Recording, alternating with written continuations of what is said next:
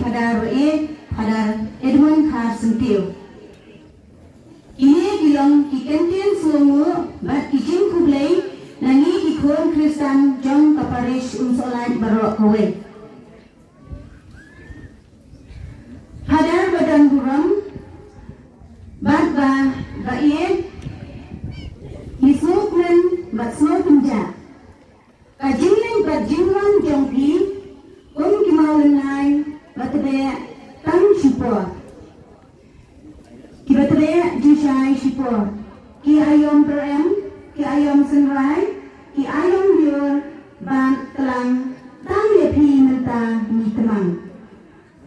Baong mulung susutham baro ubri besar malu bala banlen lada kampli kalan kundu enlai ban kren kunju ye para bange minu ban ong baro langin nyai kenca malu bala banlen yapi kung upara uhenmen piai syakri klendu jing kernen. Padar baik, padar Edmon kharsyntiew.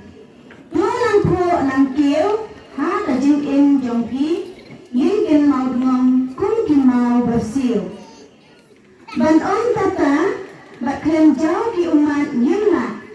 Henry, jing tuai jongi, nyimra, sya ublay, bat sya kamaria, ban kere pi, lada piat, la pien, la pitre, la pikta, jing in jongpi, kum ulindo kan kta.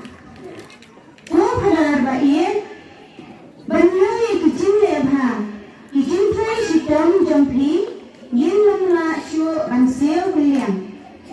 Pilang nasisya, kum upaya ha kijing in manseo, pemjuk nyum, pemjuk renga, pemjuk kentai, habasya lapor, pitur man laki balang snong, ban ayaw jisu, ban pentelen, ban ay mensem, pimkeng kambit kasni, kapor, kayam, pimkeng yaw udong, uril spa, piyong kumjulok kan bala. Haskul piyeng kum uhen masa, Henry hayin maliya piyeng kum umilisa, ban syakri, on bansya syakri. Matius kelenong berarpo berkon arpo pra. Hilang sisa umuntong dokha batrem bat yajing in hipensin dar hirukom berkin ban yakmen ban yasnobha.